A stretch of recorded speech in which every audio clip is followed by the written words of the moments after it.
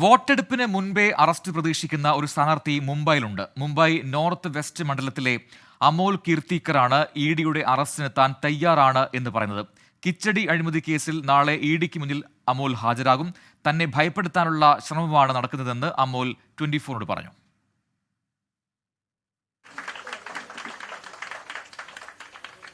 സ്ഥാനാർത്ഥി പത്രിക നൽകിയതിന് പിന്നാലെ ചോദ്യം ചെയ്യലിന് ഹാജരാകാൻ ഇഡിയുടെ നോട്ടീസ് കിട്ടിയ ആളാണ് അമോൽ കീർത്തിക്കർ. അമോലിന്റെ അച്ഛൻ ഗജാനന്ദാണ് നിലവിലെ സ്ഥലം MP. പക്ഷേ അച്ഛൻ ഷിൻഡെ പക്ഷത്തും മകൻ ഉദ്ധവ് പക്ഷത്തുമാണ്. മകനെ ഉദ്ധവ് സ്ഥാനാർത്ഥിയാക്കിയതോടെ അച്ഛൻ തെരഞ്ഞെടുപ്പ് ഗോതയിൽ നിന്ന് മാറി. എതിരാളിയെ കാത്തിരിക്കാതെ മുംബൈയിൽ പ്രചാരണ തിരക്കിലാണ് അമോൽ. അച്ഛന്റെ രാഷ്ട്രീയം, മകന് മകന്റെ രാഷ്ട്രീയം എന്നതാണ് ലൈൻ. पॉलिटिकल जो उन्होंने एजेंडा या पॉलिटिकल उन्होंने निर्णय लिया वो अलग है, उनका अलग है, मेरा अलग है. तो मेरे ख्याल से मैं जब भी 18 ईयर्स और उसके बाद में जब भी बड़ा हुआ तो मेरे पिताजी ने कभी मुझे ऐसी ज़बरदस्ती नहीं की. हम ओपन माइंडेड है. കോവിഡ് കാലത്ത് അതിഥി തൊഴിലാളികൾക്ക് സൗജന്യമായി കിച്ചടി നൽകാനുള്ള പദ്ധതിയിൽ അഴിമതി നടത്തിയെന്നാണ് കേസ്.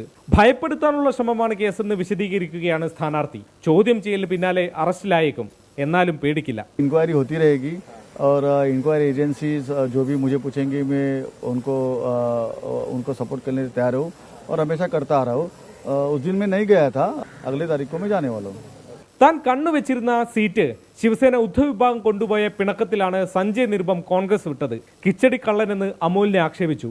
ഒന്നുകിൽ നിരുപത്തെയോ അല്ലെങ്കിൽ നടൻ ഗോവിന്ദയെയോ ശിവസേന ഷിൻഡെ വിഭാഗം അമോലിനെതിരെ രംഗത്തിറക്കുമെന്നാണ് അറിയുന്നത്. ക്യാമറാമാൻ വരുൺ വി നായർക്കൊപ്പം മുംബൈയിൽ നിന്നും ശ്രീനാഥ് ചന്ദ്രൻ, 24.